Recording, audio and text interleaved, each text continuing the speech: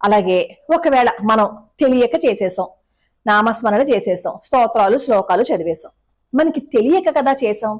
తెలియక చేసిన దానికి ఎప్పుడు భయం వద్దు, భయపడకండి. కానీ మళ్ళీ అదే తప్పు చేయకండి.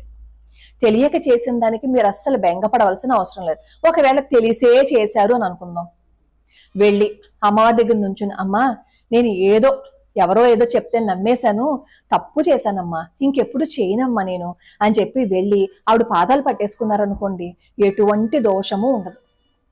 అయినా ఇంట్లోకి రాని సమయంలో నామస్మరణ చేసుకోవచ్చు, తప్పేం లేదు. ఇప్పుడు మన ఇంట్లో పిల్లలకి నారాయణ, కేశవ, మాధవ, లలిత, లక్ష్మి ఇలా పేర్లు పెట్టుకుంటూ ఉంటాం కదా. ఇలా అనగానే మీరు అంటారేమో, ఇప్పుడు దేవుడి పేర్లు ఎవరు పెట్టుకుంటున్నారండి, అన్ని మోడర్న్ పేర్లే అంటారేమో. కానీ పాతకాలంలో వాళ్ళు పెట్టుకుంటున్నారు, ఈ మధ్య కాలంలో కూడా అవేర్నెస్ వచ్చింది, దేవుడి పేర్లు పెట్టుకుంటున్నారు. మరి ఇంట్లోకి రాని సమయంలో మన